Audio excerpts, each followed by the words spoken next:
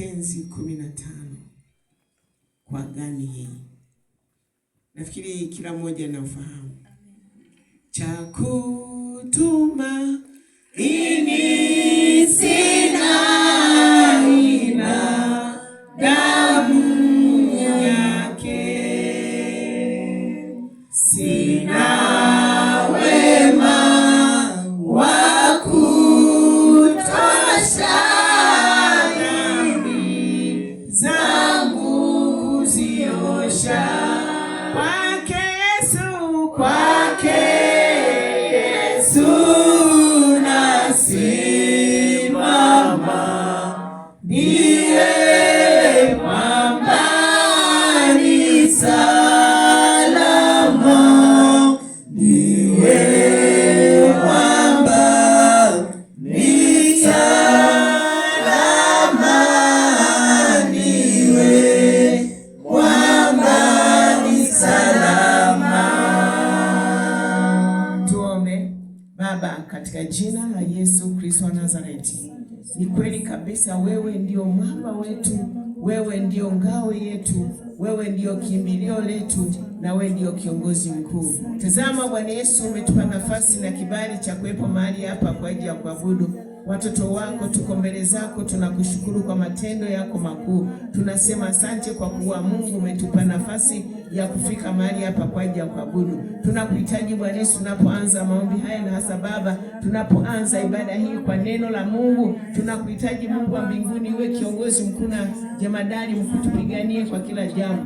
Tazama Bwana Yesu, tumekusanyika mbele zako, tuna njaa, tuna kiu, tunahitaji kula na kunywa hekaluni mwako Bwana Yesu. Achilia malaika wako wa kutufundisha na kutuelewesha maneno yako matakatifu, tuweze kuyaelewa na zaidi tukayafanyie kazi. Mungu, simama upande wetu, tetee zaidi yote Bwana Yesu. Mimi mjoli wako, mtoto wako, niliyesimama mahali hapa Bwana Yesu, ninakuhitaji zaidi ya wote. Naomba Mungu achilia nguvu yako ndani yangu, achilia mafuta mabichi ndani yangu, takasa kinywa hiki, achilia nguvu yako Roho Mtakatifu, wewe mwalimu na kiongozi wa kunisimamia. Yale nitakayotamka mahali hapa Bwana Yesu atoke kwangu na yasitoke katika kinywa changu. Mungu, wewe ni Mungu peke yako. Achilia damu yako thamani katika mioyo ya watoto wako wanapokwenda kuyasikiliza Mungu, yakawajenge na kuwatia moyo. Baba, asante kwa sababu wewe ni mwema, na amini utatenda sasa na mapenzi yako. Ni katika jina la Yesu Kristo aliye Bwana na Mwokozi wa maisha yetu. Amen. Amen. Bwana Yesu asifiwe. Amen. Bwana Yesu asifiwe sana. Amen. Wana wa Mungu, Bwana Yesu asifiwe. Amen. Basi ninamshukuru Mungu tena, siku ya leo ni siku njema. Mungu ameniita kwa mara nyingine nisimame mahali hapa katika hekalu lake takatifu. Bwana Yesu asifiwe. Amen. Naomba tuangalie maneno ya Mungu katika kitabu kile cha Yohana Mtakatifu sura ile ya 3, tunaanza na kifungu cha 16.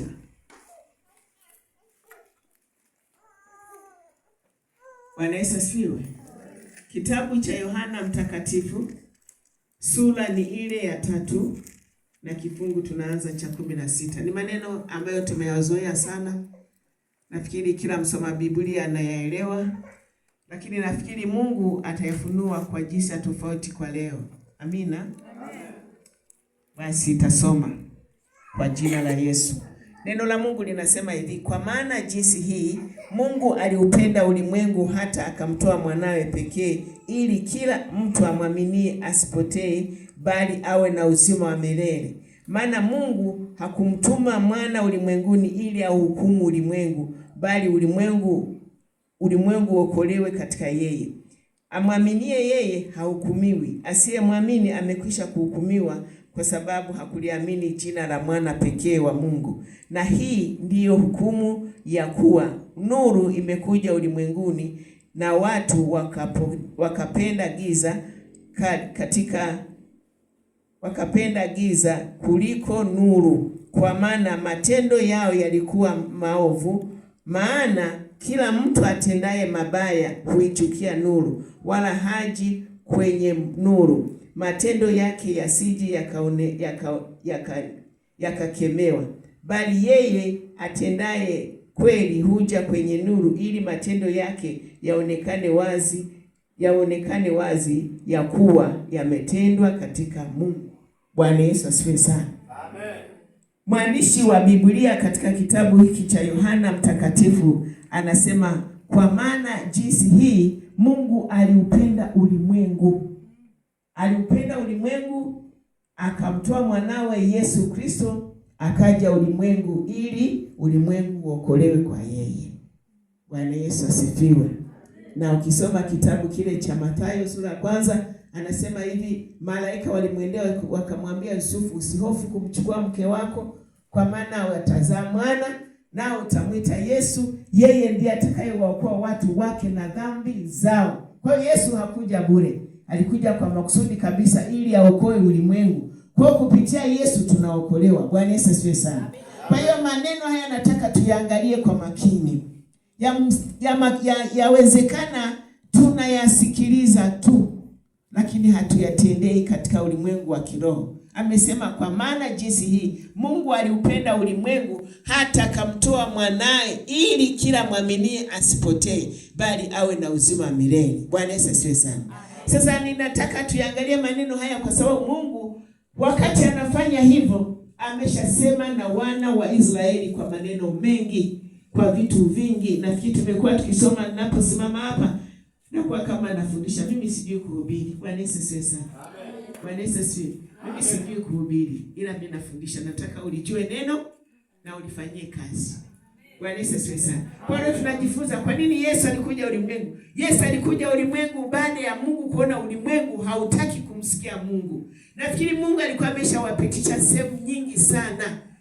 Bwana Yesu asifiwe. Yaani Mungu anaweza akakwambia jambo hili silitaki. Jambo hili silitaki.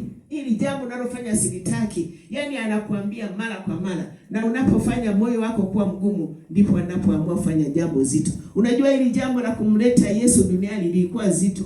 Kwa sababu fikiri we mwenyewe, hata Mariamu aliona uchungu. Maana Mungu amempa mtoto. Halafu yule mtoto kwa sababu amekuja kwa ajili ya ulimwengu anaenda kuteswa, na muona anavyoteswa, anawekwa msalabani, anapigwa misumari, anafanya hivi. Kama ni wewe unafanyaje? Lakini kwa sababu ilikuwa imeandikwa, ilibidi avumilie. Bwana Yesu asifiwe sana. Naomba tuende kitabu fulani hivi. Nilikuwa nasoma